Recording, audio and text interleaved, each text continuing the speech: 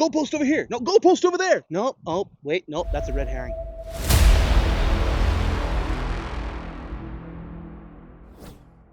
So a returning guest comes onto the panel after so many months, probably at least a year at this point. One of the things that I've actually kind of noticed, though, is that when people do return, especially when they do try to trigger that memory, I've noticed that they tend to be a little bit more aggressive, despite the fact that even if we've had a pleasant conversation before. However, this time, just to keep things fair, I brought up a second evangelical to help Steve out. And, well, you can see how well that goes. All right. Toa, how are you? Definition of the Trinity. Hold on, Steve. I'll get to you in a second. Toa, how are you? All right. I'm doing well. How are you doing? Doing well. I don't think we've spoken before, so just for TikTok purposes, are you over 18? Yes. Okay. And you said you wanted to come up to support Michael, but we were just going around in circles with him. So I brought up Scuba Steve at the same time. So I assume that you're Christian. Any particular flavor? Part of the way. Well, so are we. So, but obviously you disagree. The actual main branch, the way, not the version of the letter. So you would be a Catholic? No, I would be. I guess you can consider me a Messianic Jew. Okay, contradiction there, but okay. All right, so there's no contradiction in that one. The Jewish religion was part of the apostles' religion as well. Well, yes, but being a Messianic Jew holding to a strict Torah from the Pharisaic lens is not. Anyway, it's not. We're not part of the Pharisaic lens. The Pharisees. So you were a Judaizer. You were a Judaizer. That's what Messianic Jews are. The Jewish religion. Yeah, the Judaizers were Christians and that believed in the law of Moses. Yeah, they believed in keeping the law of the Jews. The way the law of Moses. So then you're not a Messianic Jew. Would a Messianic Jew would be a modern day Judaizer. Not necessarily. I mean, that might be what your opinion is, but no, it's not. It's not an opinion. That is exactly what they are. So anyway, all right. So what was the thing that you wanted to bring up? Oh, just the Trinity being not biblical. Okay. When earlier you made a statement saying that in the Book of Mormon they were confirming that Jesus was the God of the Jews, correct? God of Israel. Israel. Yeah, the God Israel consists of more than just the Jews. It's more than just the tribe of Judah. Okay, so if he was the God of Israel and Yahweh is the God of Israel, would that not make that the same God? Yes, but Yahweh is not Elyon. He's not the Most High. Yahweh is not the Most High? Yep. Is that Mormon theology or is that in the Bible? No, that would be found in the most ancient text that we have available. That would be the Dead Sea Scrolls, for instance. Yahweh and Elyon are two separate entities, two separate beings. Where is that in the Dead Sea Scrolls? Oh, it's all over the place. I mean, we see this in Deuteronomy. We see it in Samuel. Oh, it's probably one of the most blatant examples of their being of the Most High, Elyon, being higher than Yahweh would be in Deuteronomy 32 when he gives Israel to Yahweh. In fact, in the Dead Sea Scrolls, it actually states that Jacob was given to Yahweh his allotted share. This is according to biblical scholarship, like Tim is mentioning in the comments here. What book from the Dead Sea Scrolls are you referring to? Deuteronomy 32. And it says that something was given to Jesus. It says that Israel was given to Yahweh by Elyon. What book of Deuteronomy is that? I said Deuteronomy chapter 32 in the Dead Sea Scrolls. Because in any other version besides the Dead Sea Scroll version? The Dead Sea Scrolls are the. Were you reading today? No, the version that you may have in, like, say, the King James uses the Masoretic text, which didn't exist before the 16th century. So this is circular reasoning. Then you're showing that the Book of Mormon that Joseph Smith. No, I'm not. Hold on, because again, hold on, Steve. Again, we can actually look at the text of the Dead Sea Scrolls. This is being translated by people who actually know the language that we're looking at here. See, I don't trust that your prophet knows how to translate that. I didn't say the prophet translated the Dead Sea Scrolls.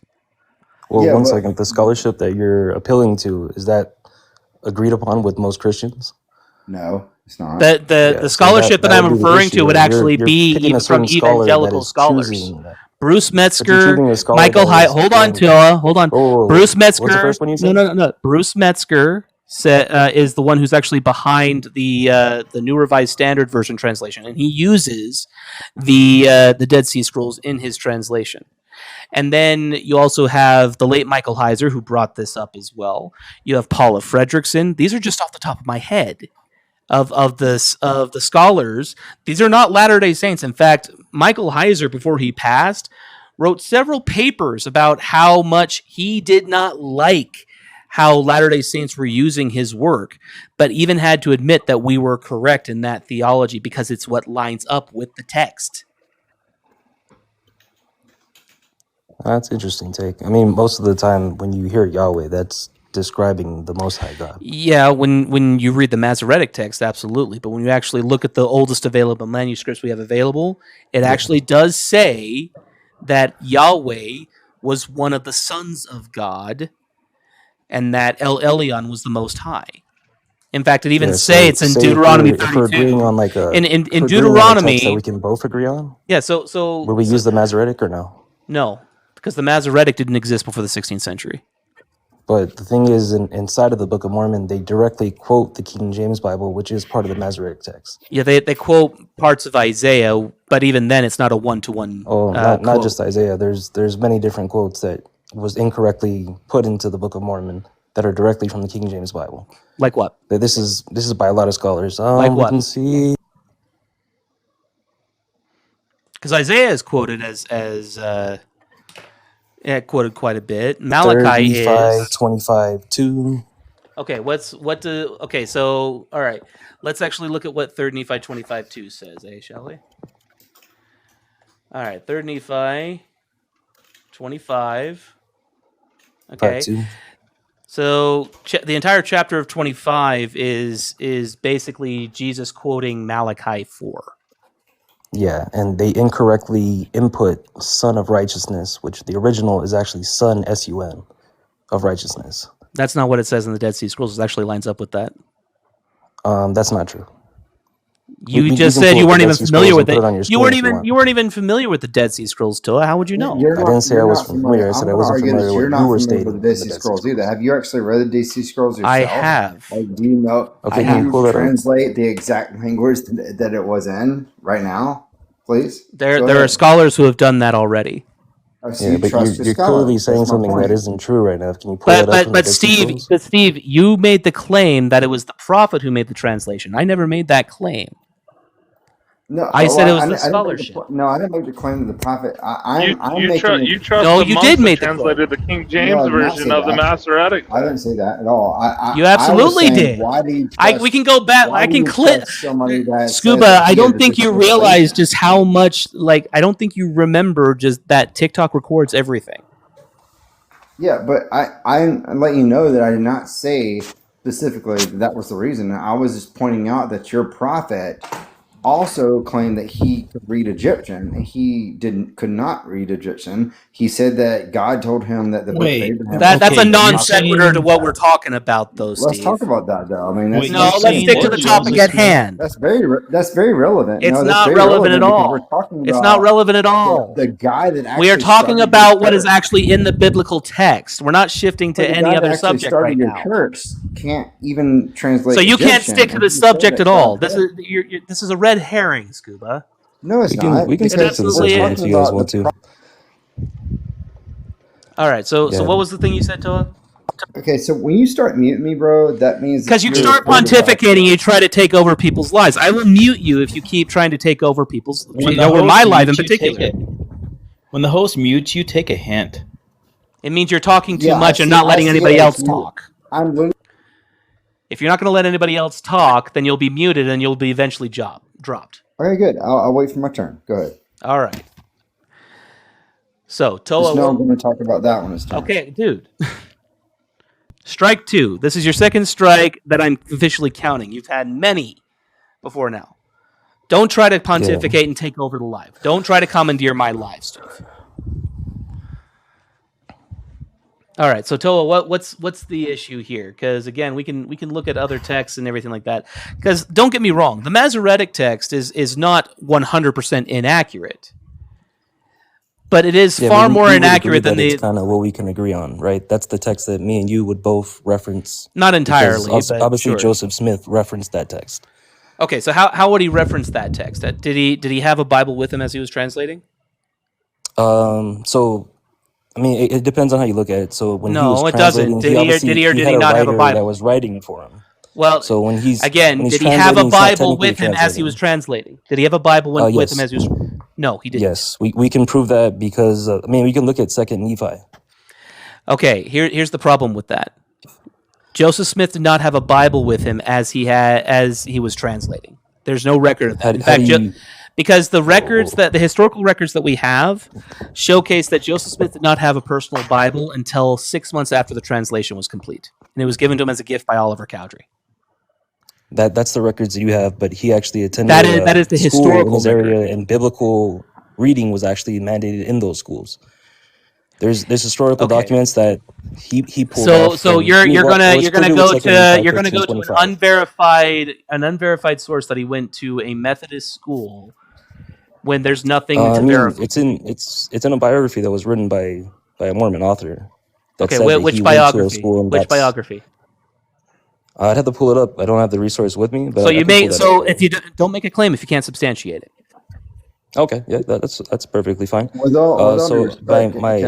about that, Scuba. What were you saying, Scuba? Can I answer to that specific topic that we're talking about, at least, like where the Dead Sea Scrolls, right? So you're referring to me, like you have to substantiate your claim here. The Dead Sea Scrolls contain Hebrew and Aramaic texts written centuries before around the time of Jesus, right? They don't mention Jesus by name, actually. So you don't know. Neither does the Masoretic text. So talking about, it says prophecies about the Messiah or anointed one, sometimes plural. So you don't know whether it's talking about actual Jesus or not. Sure. I mean, it's the same thing with what we have in the biblical text. It's the same thing with what we have in the Masoretic text. So there's it's not. Like so where is Jesus? Where is Jesus mentioned in the Old Testament at all?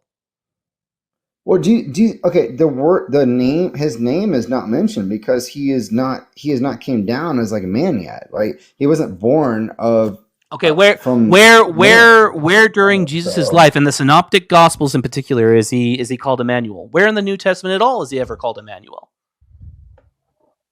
So that's my point. His identity was not given until after that. Yeah. Right? So again, Steve, the question that I just asked. No, Steve, answer the question I just asked. Where in the New Testament is Jesus specifically called Emmanuel? Yeah, he's not. I'm sorry. In the New Testament. Yeah, because that's one of the things that people will generally point to when you actually look at the messianic prophecies from Isaiah in particular. Where is he ever called Emmanuel? Do you want me to jump on this one, or you got it, Scuba? No, go ahead. You go. So the name Emmanuel is actually a translation to God with us. That's obviously shown for John. Matthew 1:23. So again, we can let's look at the text here. Yeah, so Matthew 1:23. Behold, a virgin shall be with child and shall bring forth a son. They shall call him his name Emmanuel, which being interpreted is God with us. Matthew 1:23. Okay, 1:23. That's in the New Testament. Let's see here. Matthew's quoting the book of Isaiah. And who was Isaiah originally referencing? Who was Isaiah originally referencing? Why would Matthew feel the need? Why would the writer of Matthew feel the need to make it equate with Jesus? What was the original understanding of the Messiah that was prophesied in Isaiah? No, in Isaiah, who was it referencing? It wasn't referencing Jesus. That's not what the Jews would have thought. Referencing the Messiah. Why do you say that? Like, why do you say it was not referencing Jesus when he said that? Why do you say that? Because of the context of the time. It was referencing King Zedekiah, and that's how Second Temple era Jews would have referenced it. There would have been no other reason for Matthew to equate Isaiah's prophecies to Jesus if people were not equating Isaiah's prophecies to someone else, specifically King Zedekiah. And this is where that's not true. This is where we're talking about circular reasoning here, because you're taking your interpretation. How is that circular reasoning? Because these are interpretations. No, it's not. This is interpretations from scholarship. This is not.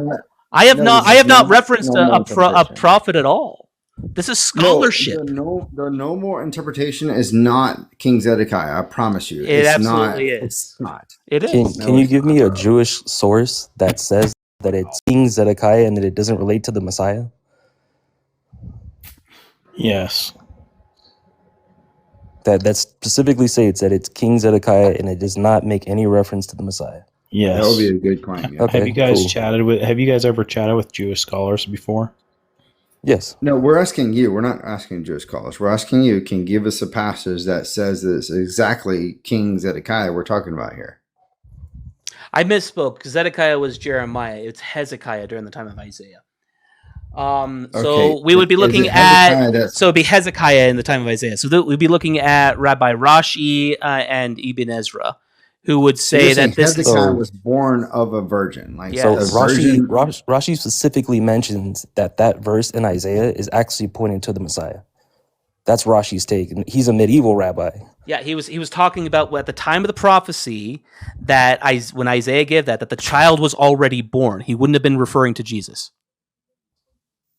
That's not what Rashi means. Even Christians agree with Rashi's statement. Rashi noted that this indicates the child was already alive at the time Isaiah gave the prophecy. Yes, that's true. The child is already alive, but it does not indicate that it's Hezekiah. Yeah, it absolutely does. Because when you actually read what Rashi actually says, that's what the Second Temple Jews believed. That this is talking specifically about Hezekiah because he is delivering them from the Assyrian threat. But Hezekiah is never called the Messiah.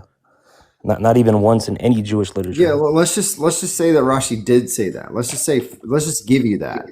Where does it say in the scripture itself that Hezekiah is what this that's is within the context of the entire thing. I Go ahead, something Tim. here for you.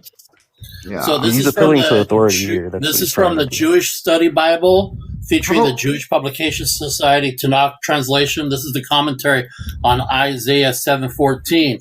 The Emmanuel passage Isaiah provides a sign, the point of which is either to clarify his message, his sign in chapter 20, or to verify it, the sign in Judges 6:17 through 23.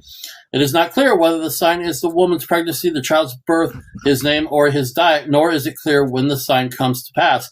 Immediately, if the sign is his name, soon, birth, or several years into the future. Similarly, ambiguities occur in the case of other biblical signs. Cross-reference Exodus 3:12. Young woman, Hebrew, Alma. The Septuagint translates as virgin, leading ancient and medieval Christians to connect this verse with the New Testament figure of Mary.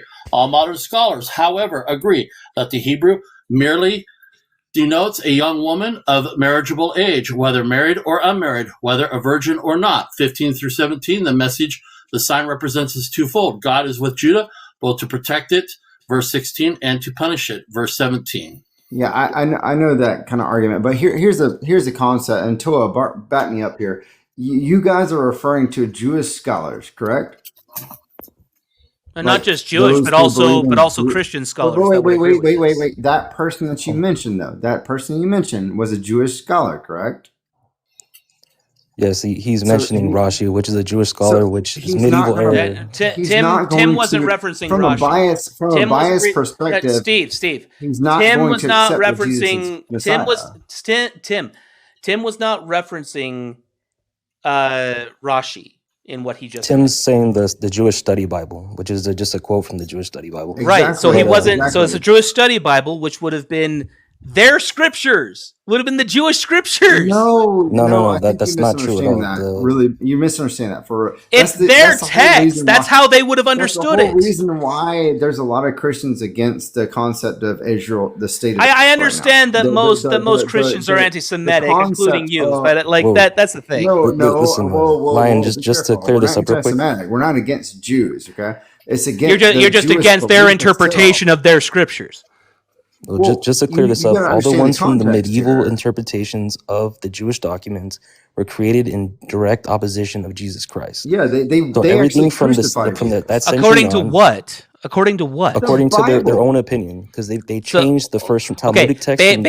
Based on what? Again, substantiate that claim. Where is it that their scriptures were altered to be in opposition to Jesus Christ? Where are you getting that?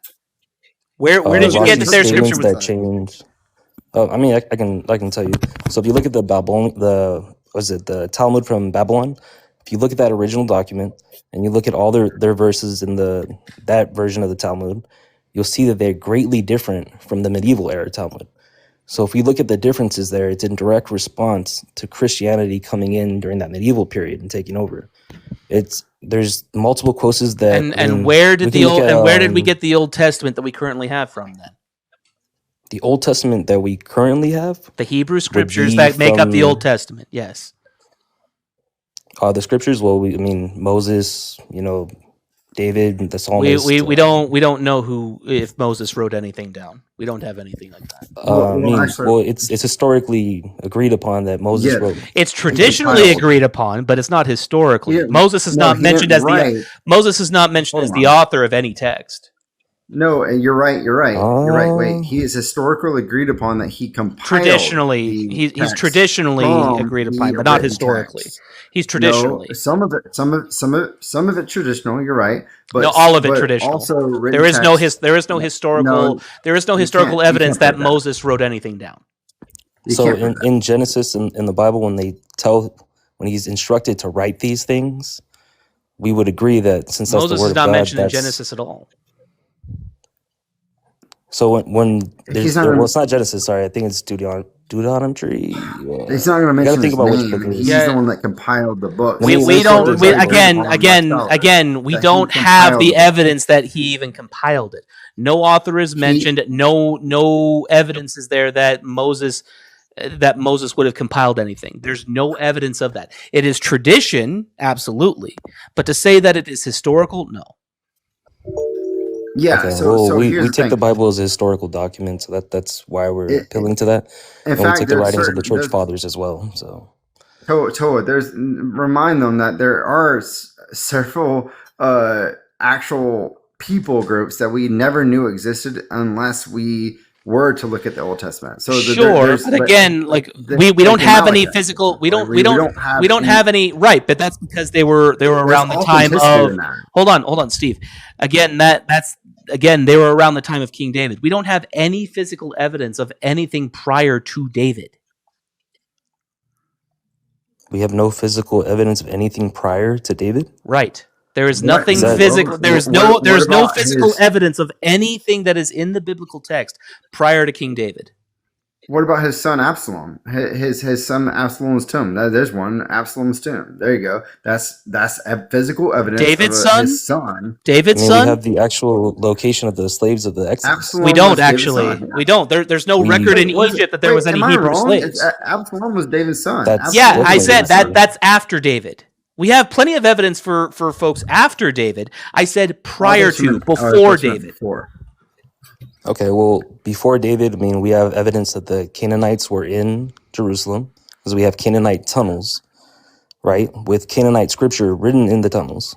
So that is before David. We have no idea if that actually is before David or not. They haven't been able to date those. Job was dated the tunnels. We have no idea. We have no idea if Job actually existed. The way that Job is written more like a fairy tale. Okay, so that's your. What about that's not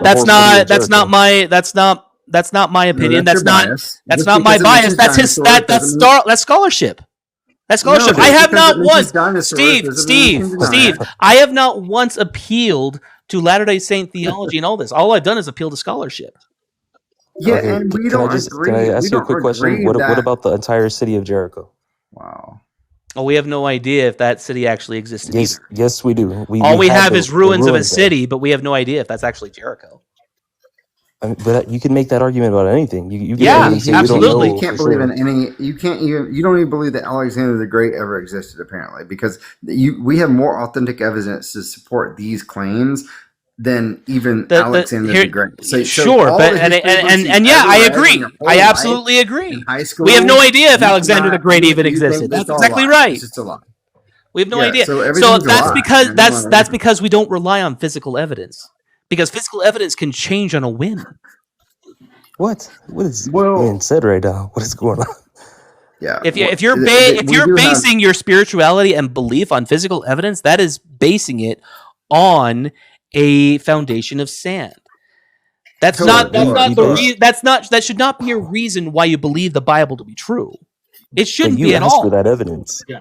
You asked for that evidence. You specifically asked us. It's a waste of time. Let's ask a question that I think that I have a question for Mormons, and I really want to know because it's really late where I am, and I really want to get off. I'm sorry. I just want to know your answer to this, and I'm not going to really combat you against it. I just want to know your answer. I want to know your rebuttal. Okay. And Toa, if you know about this too, let me know. Like you can jump in. I just want to know why Joseph Smith explicitly claimed that he translated Egyptian papyri, by the gift of the power of God, and that's where you got the Book of Abraham. And then later on, when we find out that how to translate Egyptian, he was completely wrong, and he said he did it from God's power. He wasn't. And so I really want to know. So here's the thing: is that again, you're presupposing a few things. One, we don't actually have the scroll that Joseph translated from. The scroll that he translated no, it is true because the scroll that he actually translated. Hold on, Toa. The scroll that he actually translated from was actually a much longer scroll that, when unrolled, it would have filled 2 entire rooms. The only thing that we have that we have survived is what is the pictograph for what we consider to be facsimile 1. The actual text did not survive the Great Chicago Fire. And even then, what we do have as facsimile 1, it is a fragment that, when actually looking at the details, actually does line up with what is actually part of facsimile 1. That's not true. Hold on. No, it actually is. No, we actually have scholarship that shows that. Steve, I thought you said you weren't going to interrupt here. I thought you said you weren't going to interrupt here. I thought you said you weren't going to interrupt here. Come on. I'm gone, man. You're totally okay. Then gone. Then leave. Go. Bye. Here's the thing. When it comes to the Book of Abraham, the fragment of facsimile 1, the devil is in the details. And let's be honest here. Yes, the concept and the long scroll theory has been proven. There's actually contemporary accounts that showcase that that's what Joseph was translating from. When it comes to this, right, Joseph Smith had the Egyptian papyri. He translated from a much longer scroll, and the pictograph that we have as facsimile 1 is the only thing that has survived the papyri that he owned. The fragment that we have, when looking at the details, does not connect with either the Book of Breathings or the Book of the Dead. That is the issue. When you actually look at the pictograph, it does not showcase a mummification. It does not show a resurrection. It does not show anything other than a struggle on that altar. Because both arms are up and is also a red up. Does it show what? It doesn't show Abraham, correct? On the altar, on the facsimile. On the facsimile, it does. Yes. So the thing that's really interesting is your own scholars would disagree with what you're saying. The scholars that you're looking at, they're not Egyptologists. The scholars that I'm looking at are what they went by what the Egyptologists said, and then they are defending their own faith, and those Egyptologists are basing their information off of information. Their information is 20 years old. When you actually have Egyptologists look at it now and actually look at it, they actually showcase, hey, the devil is in the details. almost literally. Yeah. That because when you're trying to compare the pictograph of what we consider now to be facsimile 1 to the Book of Breathings and the Book of the Dead, it does not line up at all. It showcases a struggle on the altar in the pictograph, whereas the Book of Breathings only has one arm up, signifying a resurrection, whereas the Book of the Dead has all limbs down, signifying a mummification. However, the pictograph shows both arms up and one leg up. The only way to recognize this is that this is a struggle going on, and the individual over the person being sacrificed is trying to hold them down. So, yes, this is actually more in line with Abraham, especially when you actually take it from a Semitic view. Because that's one of the things isn't there a slight problem with it being from the Ptolemaic period, which is 1500 years after Abraham? No more so than any of the biblical manuscripts are, 1 to 200, 300 years after when they were supposedly written. Yeah, you have a double standard. Except for the facsimile is dated for that actual period. It's not referencing same with the manuscripts that currently make up the majority of the New Testament. Okay, and how about the Pharaoh is? How about you stop doing your double standard? I gotta tell you, guys, I think you should read 1 Corinthians chapter 2 and James chapter 1 verse 5 tonight and study those. And that would tell me that I'm having a double standard by the fact that Joseph Smith called Abraham it would help you come to realize that you need spiritual evidence rather than what you're doing. Okay, so the fact that he completely got it wrong, we know that he got it wrong. Scholarship says that he got it wrong. Only based on 20-year-old, only based on outdated 20-year-old information. Most recent information from Egyptologists like Kerry Muhlestein from UCLA, Stephen Smoot, and Neil Rapoli have actually studied this and actually showcased, wait, no, that's not what this is saying at all. That these Egyptologists from 20 years ago are incorrect and they're focusing on outdated information. Didn't Professor Paul Gee also study this and prove that the Book of Abraham is true as well? Yeah. Sir? Look, I understand that there is a particular script evangelicals like to use when talking to the Mormons, but you have to admit it is a bit fun when we go off script. Unfortunately, most people don't know how to go off script in order to address so many of these concerns, such as talking about the Book of Abraham. Well, that's one of the reasons for the Apologetics Journal. I provide questions to consider for your study, as well as separate sources to consider from the Bible, Book of Mormon, Doctrine and Covenants, general conference talks, and even external sources such as Irenaeus' Against Heresies. This is an opportunity for you to be able to find the sources and study it for yourself so that you can know how to address these questions as they come up. Get yours today. It's available on Amazon.